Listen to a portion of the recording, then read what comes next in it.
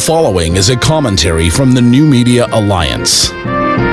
Here's Daniel Clark. Political campaigns are often likened to football or chess, but the way the Republicans wage them, they're more like the game of Risk. If you grew up in a house with 2 or more boys in it, you're no doubt familiar with the Parker Brothers game of world domination, characterized by its minimalistic map of misshapen continents and its hundreds of hard plastic pieces which have had to be surgically removed from the feet of fathers everywhere.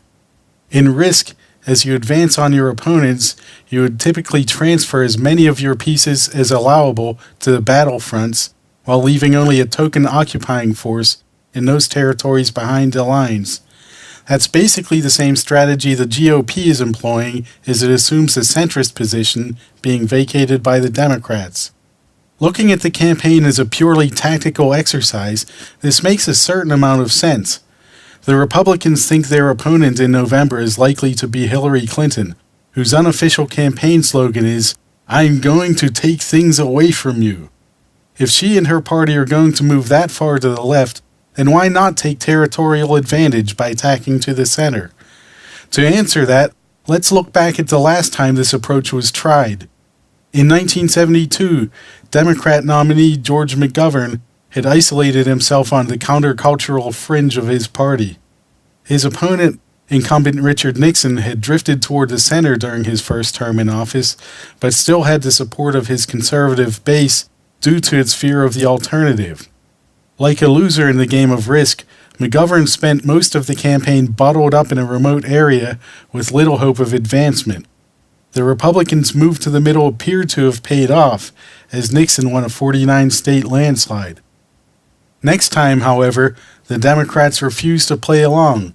Whereas President Gerald Ford was following Nixon's footprints down the middle of the road, Democrat nominee Jimmy Carter veered away from McGovern's path to defeat.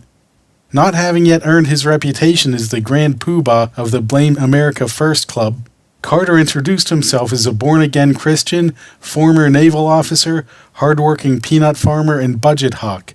With the ability to position himself to Ford's right, Carter succeeded in punching through the Republicans' moderate front. Suddenly, every territory on the board was in play, from Madagascar to Iceland to Kamchatka. Today's GOP has left itself vulnerable to that same sort of a counterattack. Early in this year's primaries, conservative pundits threw their support behind liberal candidates Rudolph Giuliani and John McCain, based on the idea that they could compete with the Democrats in places like New York and California.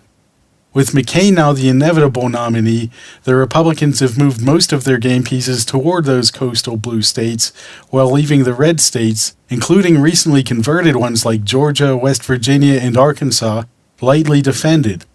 If the Democrat nominee is Barack Obama and not Hillary Clinton, this approach will have backfired already. Like Carter in 1976, Obama has yet to establish himself nationally and is therefore capable of appearing more conservative than he really is. Considering McCain's poor showing in the South, Obama could sweep through what are presumably safe Republican states. To fail to see that coming is like falling for the edge-of-the-earth Alaskan sneak attack, the oldest trick in the game. Of course, what the Republicans are doing is far worse than just a tactical misjudgment. There's also a matter of principle, though party insiders would be loath to acknowledge it. They can't just swap Alabama for Minnesota, the way a Risk player might sacrifice New Guinea in order to take Quebec, because there's no moral component to the movement of one's pieces around the game board. For a party to reposition itself on a political spectrum, on the other hand, requires it to pry itself loose from its principles. Hence the emergence of green conservatism and recent attempts to relegate Reaganism to the ash heap of history. As if that weren't enough, the voters who carried President Bush to 2 narrow victories are now being admonished to grow up and conform to the new Republican order. The ones who need to do the growing up are those jealous promoters of post-Reaganism who are looking to establish a legacy of their own. It's about time they rededicated themselves to doing what's best for the country and put away their boyhood fantasies of world domination. This has been a commentary from the New Media Alliance. Copyright 2008, all rights reserved.